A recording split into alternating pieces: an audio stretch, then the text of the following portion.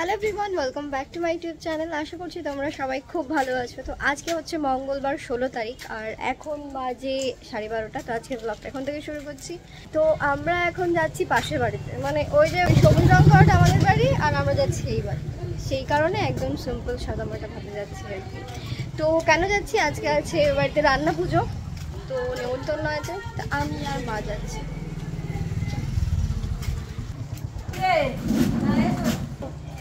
আমি কিন্তু ভিডিও করছি। হ্যাঁ, ক্যামেরা অন। নো প্রবলেম, আমরা ক্যামেরার মধ্যেই থাকতাম। আমি দেখছি জুতো এখানে আরে বড় ইউটিউবার ঢুকে গেছে। একবার লাইট রাখো সোশ্যাল মিডিয়া কিছু নেই। ও কি বললা? কি বলছে এখন লাইভটাই সোশ্যাল মিডিয়া ছাড়া লাইভটা কিছু না। সবাই সেলিব্রিটি। তোমাদের বাড়িতে আজকে প্রথম আসলাম আমি। এই মাথার উপরে কুকুর ঘেউ ঘেউ অনেক দূরে করছে। থাকো, আসো বলো।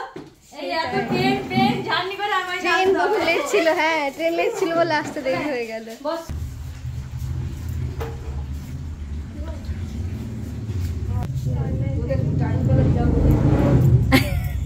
কারণ বসতে পারবো। আচ্ছা, মানে এই মায়ের সেলাইয়ের ঘর না? হ্যাঁ, আচ্ছা, পাশে সেলাই ঘর নয়, তোমার রান্নাঘরটা মায়ের সেলাইয়ের ঘরটা যায়। হ্যাঁ হ্যাঁ, এটা হচ্ছে তোমাদের ওপর নিচটা বড় দিকে বসো। একদমই পাশের বাড়ি, তবে আজকে প্রথম আসলাম এই কটা দিনে। এই বাড়িতে ঢুকেই দেখি কারেন্ট নেই। অ্যাকচুয়ালি আমাদের ওই বাড়িতে ইনভার্টার আছে। হ্যাঁ, ইনভার্টার আছে না, বোঝা যায় না কখন কারেন্ট আসছে কখন কারেন্ট যাচ্ছে। শেষ করবি সকাল। আমি চলে গেছি তখনও হচ্ছে। রান্না আমি কাজে চলে গেছি তখন।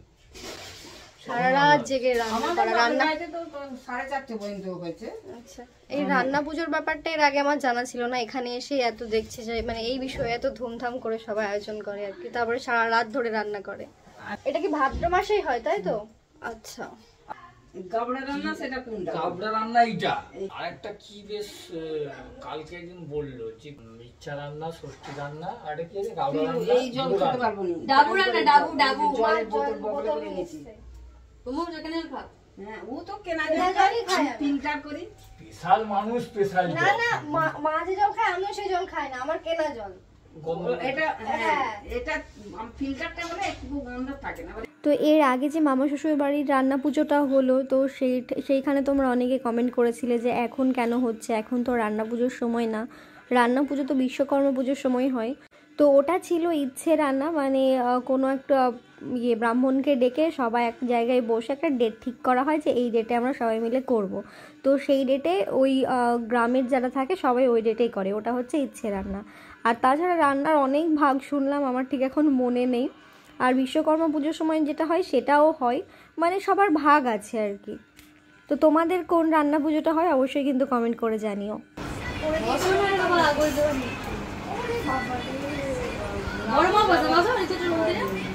আমার বয়স হয়েছে তুই বলবি।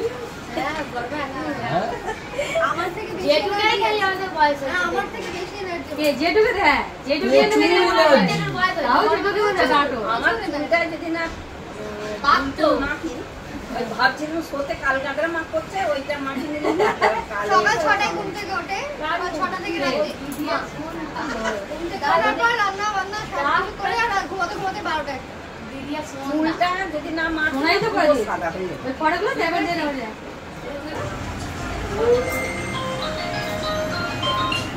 হ্যাঁ, ওই রেগুলার টেস্টি তুলে দেবেন। বসো ওখানে, বসে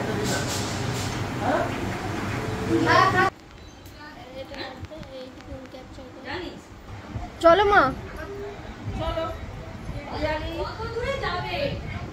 ঘুমাবো। ভাত খেলাম না, ভাত খেয়ে ঘুম দেবো। চলো সবাই এখন আসছে, যাদের যারা নেমন্তন্ন আছে মানে নিমন্ত্রিত আছে তারা এখন সবাই আসবে। তো আমরা চলে যাই। আমরা অনেকক্ষণ আগে এসেছি তো। বলছি আবার আসবেন? হ্যাঁ, আবার আসবো। আপনিও যাবেন আমাদের বাড়ি বেড়াতে? হ্যাঁ, পাঁচিল টপকে চলে যাবে এখান থেকে। সব দিনে যাবে না? আচ্ছা, টাটা। ও জুতো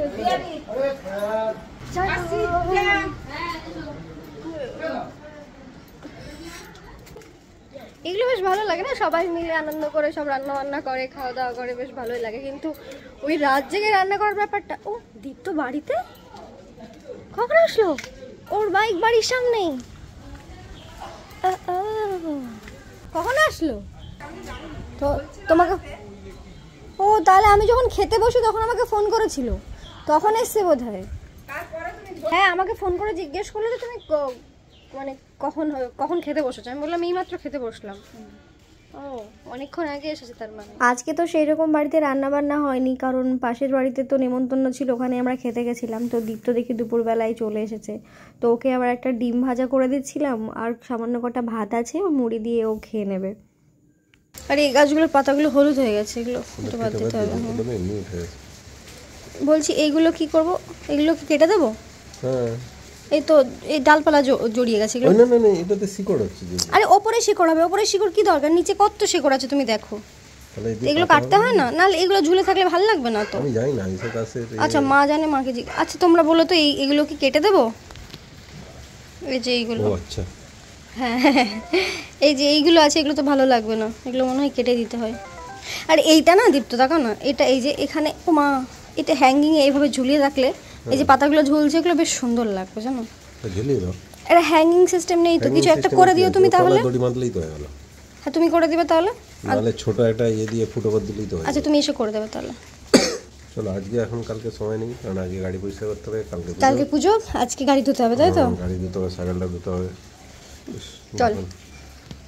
গাড়ির জন্য সব কেনা আছে। তোমার কিসের জন্য কি কেনা নেই আমাকে বলবে? নিজের জন্য। হ্যাঁ নিজের জন্য কিছু কেনা আছে, গাড়ির জন্য আছে, ট্রেকিং এর জন্য আছে। ট্রেকিং এর জন্য তো ওটা নিজের জন্যই বাবু, গাড়িটাও সে তোমার জন্যই। ছি, এই এই নোংরা কাজগুলো করবে না, এগুলো এটা মুখে ফেলার জায়গা। কোথায় মুখে ফেললে? তুমি তো মুখে ফেললে। তোমার মুখটা যদি অত নিচে হয় আমি কি করব? বদমাইশ। এখান থেকে যাও, তাড়াতাড়ি আসবা, তাড়াতাড়ি চলে আসবা। চেষ্টা করিব না। দেখি হর্নটা লাগানো যায় কিনা দেখতে হবে।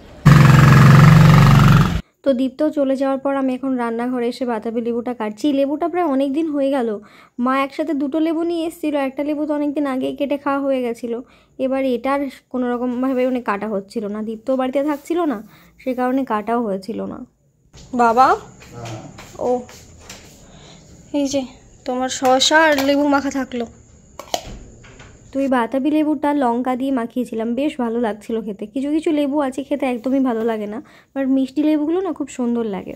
তো এখন আমার একটা পেঁয়াজ আর একটা টমেটো দিয়ে দীপ্তকে ডিমের ঝুরি করে দিলাম, মুড়ি দিয়ে খাবে। বলছি মুড়ি থেকে কাঁচা লঙ্কা পেঁয়াজ দিতে হবে? এমনি খাবে? হ্যাঁ ডিমে দিয়েছি। তারপর আবারও চলে আসলাম রান্নাঘরে, কারণ রাত্রের রান্নাটা সারতে হবে।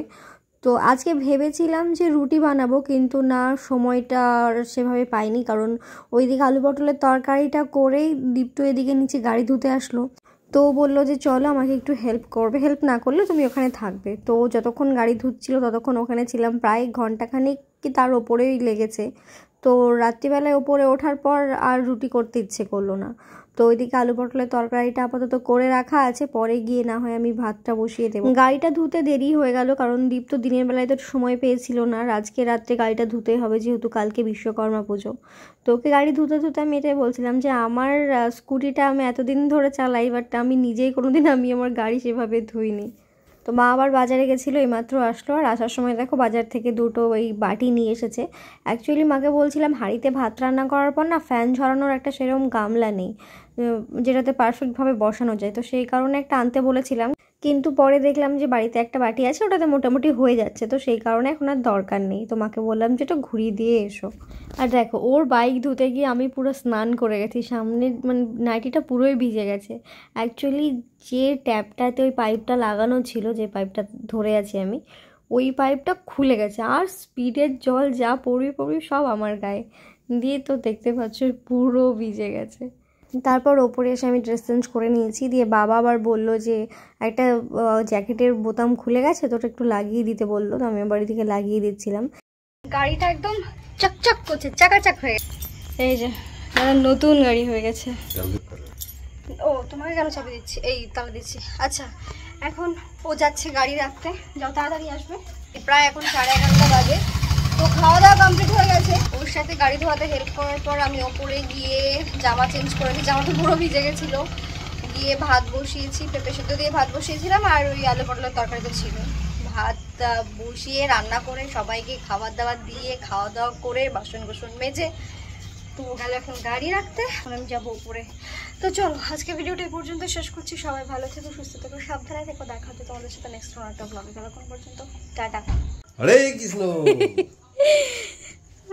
হরে কৃষ্ণ কৃষ্ণ কৃষ্ণ হরে হরে। এই তো এখন কটা বাজে? রাত্রি 12টা বাজতে 5 বাকি। এখন আমরা ঘরে ধূপ ধরিয়েছি। এখন পুরো ঘরে ধূপ ধরিয়ে, তুমি এদিকে সরে এসো, দেখা যাবে। বাবু বাবু এই গামছা দুটো সরাতো। এই ধূপ ধরানো হলো, এই ধোয়াতে পুরো ঘর এখন হয়ে যাবে ধুধু অন্ধকার। বাট গন্ধটা বেশ ভালো লাগছে। দীপ তো অ্যাকচুয়ালি জ্বালাতে চাইছিল না, আমি বললাম যে একটু জ্বালাও, গন্ধটা বেশ ভালো লাগবে, তো সেই কারণেও জ্বালালো। দেখো ঘর অন্ধকার হয়ে যাচ্ছে ধোয়াতে।